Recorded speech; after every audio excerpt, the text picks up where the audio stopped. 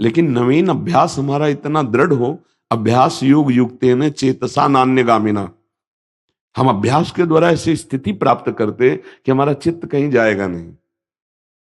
देखो, स्वीकृति में बहुत बड़ी दम है।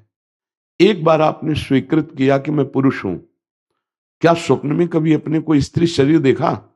स्वप्न में भी क्या? गाढ़ सुसुप्ति के बाद जब जगे तो आपको खोजना पड़ा क्या कि मैं पुरुष हूं कि स्त्री हूं कि मैं कौन हूं कहां हूं? स्वीकृति में बैठा हुआ है तो फटाक से वही स्वप्न में भी वही। तो स्वीकृति में अभी परम वस्तु बैठी नहीं है, इसीलिए हमारा चिंतन भटक जाता है। नहीं तो हम शरीर का कभी चिंतन करते नहीं और कभी भूलते नहीं। दोनों बातें देख लो, कभी शरीर का चिंतन करते नहीं और कभी छूटता नहीं।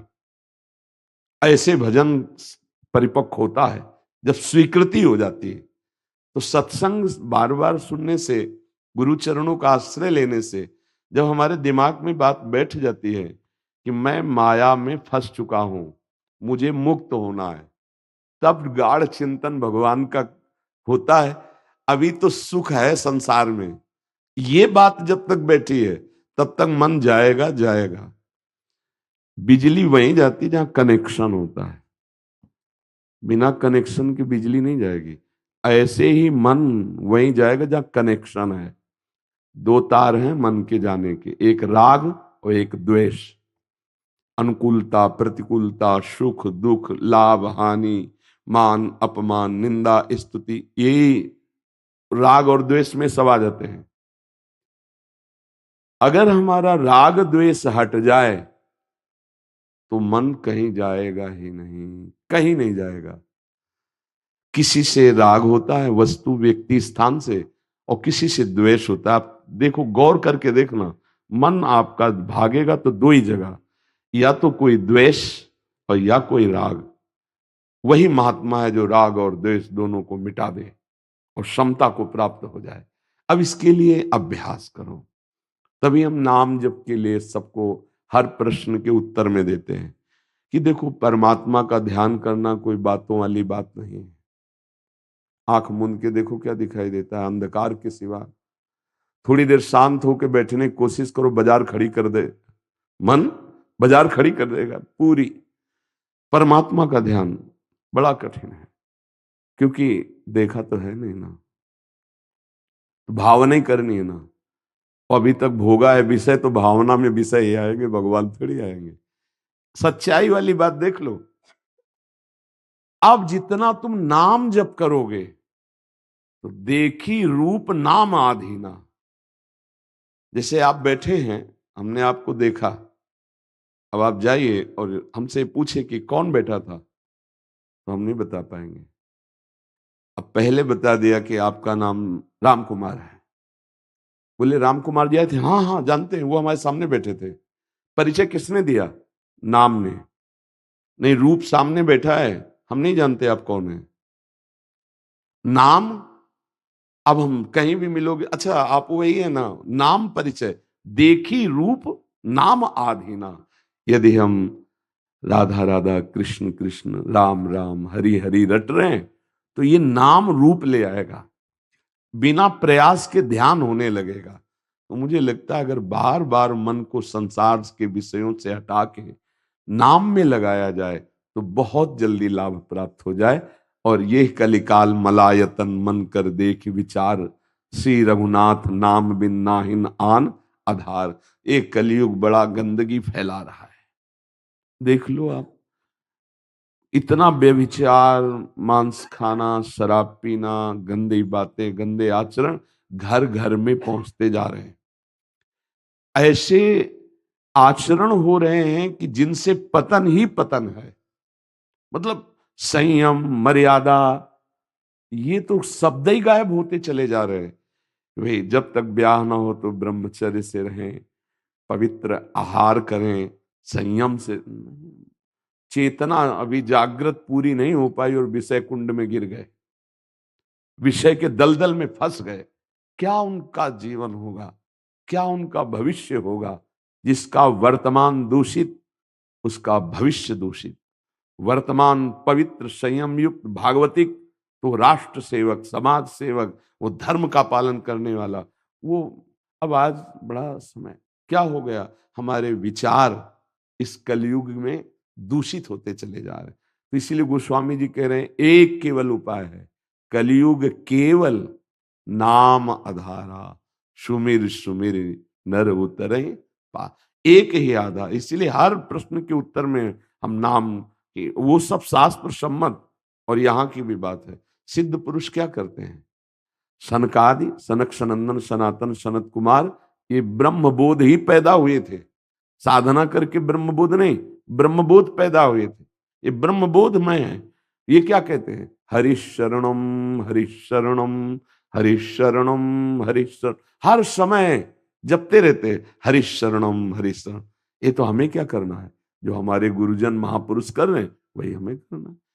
हरिशरणम हरिशरण, भगवान का नाम न जपा जाए तो सब साधना कलयुग चाट जाता है।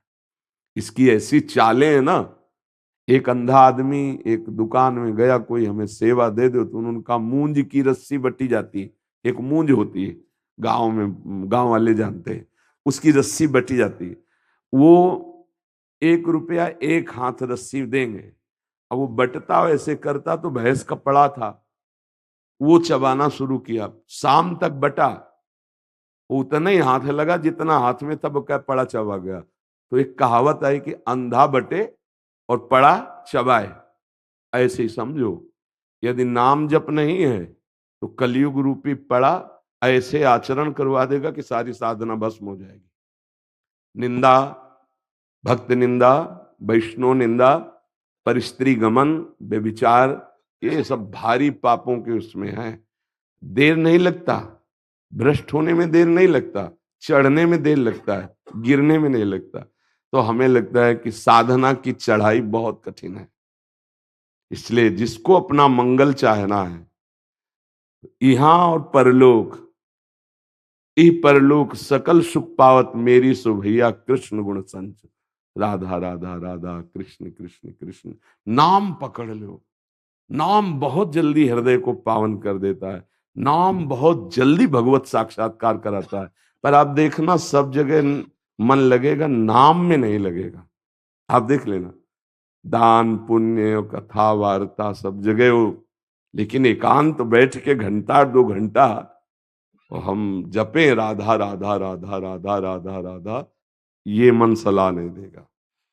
अगर नाम जप करने लगे तो महामंगल शुरू हो जाएगा, विश्वास मान लो। जैसे गोस्वामी जी कह रहे, राम नाम मणि दीप धरि, जीह देहरी द्वार, तुलसी भीतर बाहरो जो चाह।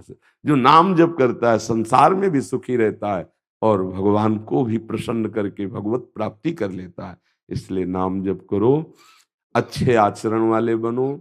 ये गंदे आचरण सबके अंदर हैं, इनको हटाने के लिए हमें मानव देह मिला है, बढ़ाने के लिए नहीं।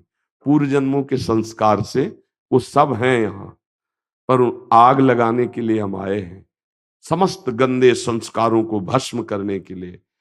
अब कुसंग मिल गया तो वो और बढ़ गए, सत्संग मिल गया तो मिट गए। बस अंतर ये है, सत्संग से सुमति बढ़ती है और कुसंग से कुमति बढ़ती है। होती दोनों सबके पास है, सुमति कुमति सबके उर लाए। भगवान ने कृपा करके सत्संग दिया है, इसका मतलब है हमारी सुमति बढ़नी चाहिए, इसका मतलब हमारे गंदे आचरण बंद होने चाहिए, इसका मतलब है नाम जब शुरू हो जाना चाहिए। हमें इसी जन्म में भगवत प्राप्ति करनी है। पूरे जीवन की तुम्हें बात बता रहे हैं, सब साधना का सार है हर क्षण मन का प्रभु में लगे रहना। देखो, गोपी जन गृहस्थ में प्रगट रूप में थी, उनके पति थे, पुत्र थे, परिवार पूरा था ना। और परम हंसों ने गोपी जन की चरण वंदना की, सुखदेव जी, उद्धव जी, बड़े बड़े महापुरुषों ने। क्यों? ना वो सन्यासिनी प्रगट में थी कि वैराग्य लिया हो, और बाहर से उनका वेश साधारण एक जैसे ग्वालिनी वैसे। उनकी सेवा भी यही थी, दुग्ध दुहना, दही मथना, घर लीपना, बच्चों को पति को, सबको सेवा सुख प्रदान करना। तो ये परमहंसों के द्वारा वंदनी हुई और गोपी प्रेम की ध्वजा कही गई। और विश्व जानता है कि गोपियों का स्थान कहाँ है। परम प्रेम में भगवान श्री कृष्ण जिनसे कहते मैं तुम्हारा ऋणी हूं, इससे बढ़कर और क्या हो सकता है। उद्धव जी यही देख के तो आश्चर्यचकित हुए थे कि भगवान अश्रु प्रवाह करके मथुरा में गोपी गोपी ऐसा बोलकर रो रहे थे। तो उद्धव जी ने कहा आप रुदन क्यों कर रहे हैं प्रभु। तो उनका गोपीजन मेरी याद करके रो रहे तो मैं उनकी याद करके ये यथा माम प्रपद्यन्ते तास। तो बोले आपका रुदन कैसे रुकेगा। बोले गोपियों को चुप करवा दो जाके।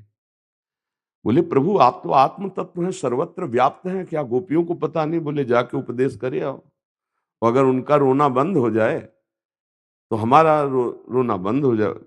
भगवान उद्धव जी पर कृपा किए हैं, क्योंकि बिना प्रेमी जनों के संग के प्रेम नहीं प्राप्त होता। और उद्धव बड़े ज्ञानी महात्मा हैं, बृहस्पति जी के समान ज्ञानी है, क्योंकि उनके शिष्य हैं, श्री कृष्ण चंद्र जी के सखा हैं। पर जो प्रेम गोपियों के हृदय में है उससे अभी अनभिज्ञ है। जब वृंदावन आए वो गोपी जनों की दशा देखी, तब उन्होंने कहा मैं ठगा गया अभी तक। गोपियों ने जो श्री कृष्ण को पाया वो आज तक मैंने नहीं पाया। मैं समझता था गोपियों में कमी है ज्ञान की, तो मैं उपदेश करूंगा, लेकिन इनके दर्शन से अब पता चला कि मैं अधूरा हूं।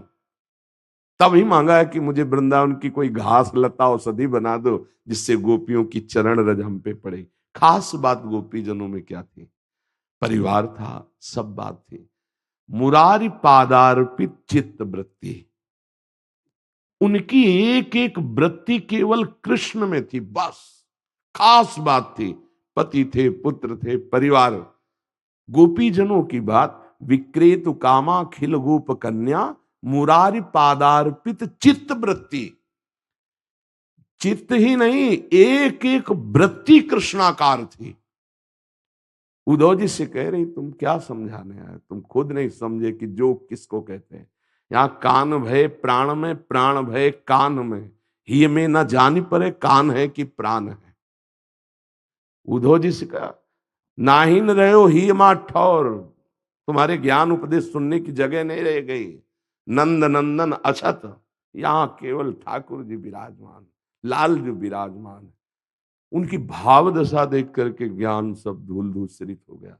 तो हमें लगता है अगर हम प्रतिपल अपनी एक एक वृत्ति से भगवान का स्मरण कर रहे, इससे बड़ा कोई ज्ञान नहीं, कोई योग नहीं और कोई साधना नहीं।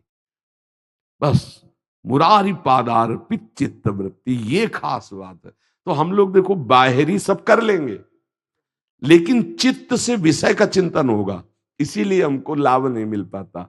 और हम कह रहे हैं बाहरी कुछ ना करो, अंदर से कृष्ण कृष्ण कृष्ण कृष्ण सब हो गया। मान लो हमारी बात, राधा राधा राधा राधा सब हो गया। क्या पैसा लगता है। हम इसमें नहीं कह रहे कि नहाओ धो, मत नहाओ।